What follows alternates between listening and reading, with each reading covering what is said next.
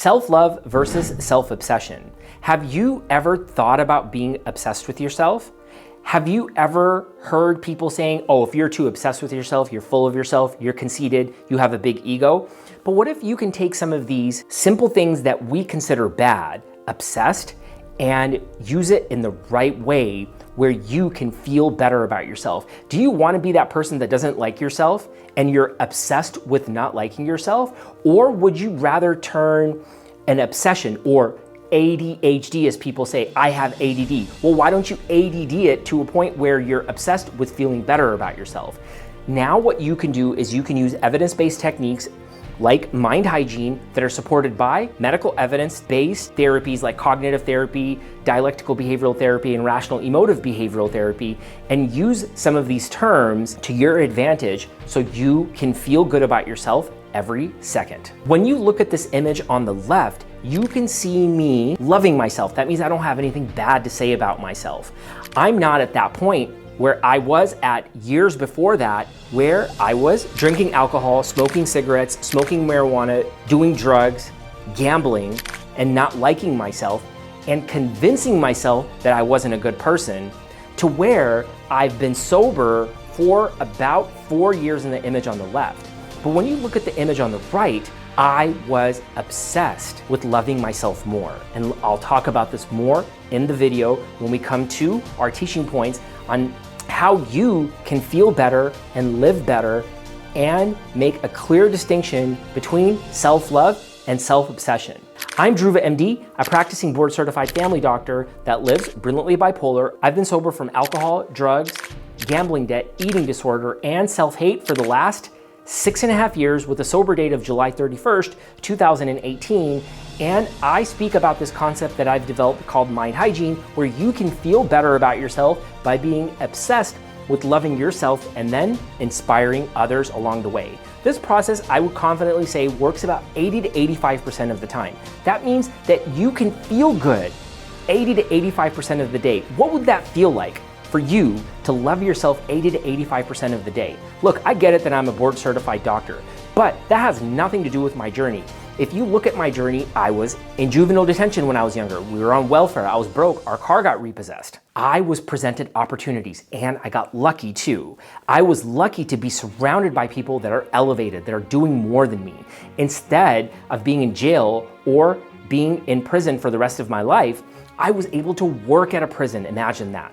If I can do some of these things, there are possibilities for you as well. The journey may not look similar, but understand that you can love yourself and you can be obsessed with it in a healthy way. Well, how do you do that? How do you believe in yourself, you love yourself, you believe in your limitations, and you're obsessed with being better, and you don't let go, you don't block out, you don't put to the side, you don't be strong when it comes to some of these silly things like disorder, disease, or problem? You don't want to call anxiety disorder. You don't want to call depression an episode. You don't want to call your attention as a deficit. Don't do those things. I'm a board certified doctor, but still I don't like to use those words because we think it's a problem. No, I have attention deficit. Oh, but why can't I play video games? Oh, I have anxiety, but why is it that I stop at a red light? Am I scared that I'm gonna crash? Of course. Do I have attention deficit? No, I can play the video games just fine. I just don't like to do certain things. And then I wanna blame it on a disorder. Oh, it's my depression? No, I get sad. Of course I do. And you know what? I'm gonna lie down and I'm gonna eat in bed if I feel like it. That doesn't mean I'm depressed. I've calculated that in. I am obsessed with loving myself and finding evidence-based techniques where I don't need a doctor, a therapist, a coach. I don't need to talk to anybody. And I don't need to read about anything. I want to know what I'm thinking by writing these things down myself. Now that brings us to teaching point number 1. Love what you're not good at. A lot of the times people will say you can do whatever you want if you believe it. I don't disagree with that, but I want to write down what I'm not good at. And that's when I can confidently say I love myself. And I want to write down and I want to understand it. I don't want to fix, overcome, or control it. For example, on the left, you can see this person that loves himself, but he's not good at certain things. He's not good at working out. He's not good at eating healthy. He's eating a lot of sugar. He's lying down. Sure, he's not doing some of the other things that he was doing before, drinking, drugging, and lying. But that person on the right is obsessed with being better. Now, I'm not some workout guru, I'm not a fitness influencer, I'm not an influencer and all, I don't give advice to anybody, okay? I'm just trying to inspire you and keep myself afloat by inspiring you and my patients to be a better person.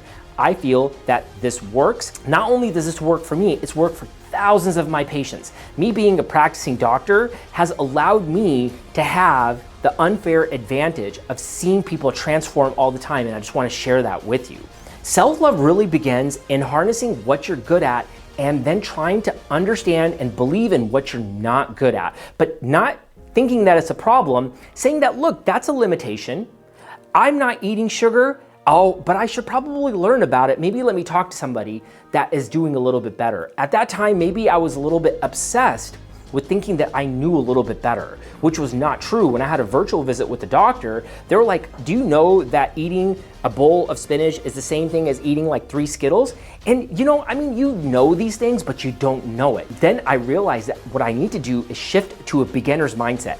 And then I became obsessed with learning how to work out again, learning how to eat right again. I took a beginner's mindset. I believed in my limitations. And that's where you can find success. A 2017 study in the Journal of Positive Psychology found that people who focus on their strengths report higher satisfaction and higher self-esteem. Let's talk about some of these words. Positive psychology. I don't like the word positive. If you've seen my other videos, I don't like the word judgment. In Mind Hygiene, we don't judge. Positive, negative emotions don't exist. Now, I don't like the word strength either too much when it comes to emotions because I don't want to have weak emotions either. That's a judgment. So what do you do then? You just believe in yourself, be confident in what you're not good at, and use those to your advantage and be obsessed with the process. I'm not good at learning about sugar. Let me follow that other person who has diabetes. Let me talk to my patient who stopped using insulin because they're running and eating better. Now I'm talking about believing in my limitations. I don't think it's positive or negative, and my self-esteem is better, so I do like that word. And remember, whatever I'm doing may not work for you. I'm just trying to start a spark and inspire you to be a better version of yourself. Teaching point number 2, embrace your self-limiting beliefs. Have you ever found yourself saying, look, I don't love myself, I hate myself. Oh, I hate that. Oh, I can't believe I did that. Oh, that's too hard. Oh, that's too difficult. Oh, it's my disorder. Oh, no, but it's my disease. Oh, am I too stressed out? Oh, but that person said it's my anxiety. There's this person I was talking to. Oh my goodness. How many times did this person say that I'm anxious? Sure, I get it, fine. I'm anxious, okay? I don't blame you for saying that. She's like, you're having panic attacks, you're anxious. I'm like, how many times are you gonna diagnose me as anxious? First of all, she has nothing to do with the medical field, okay? She does have a couple of health conditions that she's trying to work through, bless her heart. If I was to believe that, if I was to believe and have that belief about myself that I'm an anxious person, imagine where I'm gonna be. Now, I do have anxiety, but I'm gonna stop at the stoplight so I don't die and crash. Great, I'm using my anxiety to my advantage. Oh, I have attention deficit? Well, I'll show you attention deficit. I can play video games. So what I'm gonna do is I'm gonna pretend like me doing this camera, putting this microphone on, hanging out here is like a video game, and I'm gonna make sure that I focus on it because I don't have attention deficit. There are things that I just don't like. It's not a problem, I just haven't inspired from it yet. Now what you're doing is you're taking these rational emotive behavioral techniques, writing it down. Remember, you wanna take time to write these things down. At least take 1 second every 90 minutes and say, what do I love about myself and what do I not like about myself? How can I be obsessed with being better? And remember, this process can take a long time. Mind Hygiene is based on medical evidence where you don't need me or anybody else. However, imagine this being like a workout program. What are you gonna do? Go into the gym and get biceps right away? Are you gonna get nice shoulders right away? It could take years. It could take years. You have to be obsessed with the process every second. And if you can do these simple, actionable, evidence-based steps every 90 minutes for 1 to 90 seconds, you're gonna do great. A study in the Journal of Emotion found that people who accept and embrace and understand their emotions accept themselves better, love themselves more, and are not as ashamed about talking about it. We don't have to talk about it to anybody, okay? You can feel it first, and you can write these things down and then throw them away if you want to. Some people call it journaling, some people call it writing in a diary. I just say it's a full-on meditation. Mind hygiene your mind, recondition your thoughts, and feel better about yourself. At the end of the day, I truly believe that when you look at the image on the left, you can see a guy who's doing well, great. but not obsessed with doing well. Now, when I got obsessed with doing well, I just cut things out. Do not do list. I took action steps. I scheduled it into my schedule. Maybe I didn't stick to it exactly, but I said, look, I'm gonna go to the gym from 4 to 5:30, and from 5:30 to 6:30, I'm gonna only eat protein. And then from 6:30 to 7:30, I might eat some carbs. From 7:30 to 8:30, I'll eat as much sugar as I want. But by that time, that's too much time that's elapsed. What have I done? I love myself because I've kept the promise. I'm obsessed with it because I'm writing about it, and I'm taking action, and I'm keeping the promises that I make to myself. That's true self-love. It's where you say you're gonna do something and you do it when nobody's watching you. If this video resonated with you, please hit the subscribe button, hit the notification bell. I'll be dropping videos every Wednesday at 4 p.m. Pacific Standard Time. Also, I will be dropping extra content on Fridays and shorts throughout the week. My channel previously got hacked and deleted. I recovered some of the data, but I was in a bad state for a few months. Now I'm asking everybody who resonates with the message to put an inspirational 90-second coaching gem in the comments below. Let us know what you're doing to love yourself and how you feel about self-love versus self-obsession. And if you were to take an image of yourself about how you feel you want to be, what is it that you think you can become? You're not an anxious person, you just have not used anxiety to your advantage. If you can write some of these things down, it will not change your life, not transform your life. You'll be able to love your life a little bit better because there is no end goal to this. You just have to keep on going. And when you become a multimillionaire, when you get a six-pack, when you have 1 million subscribers, what are you gonna do to maintain it? That's the big thing, right?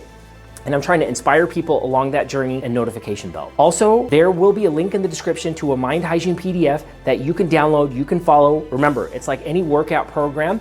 There's medical evidence to support these techniques where you can love yourself, you can see that other people are doing it, you can see that you can develop healthy obsessions and feel better about yourself. Namaste.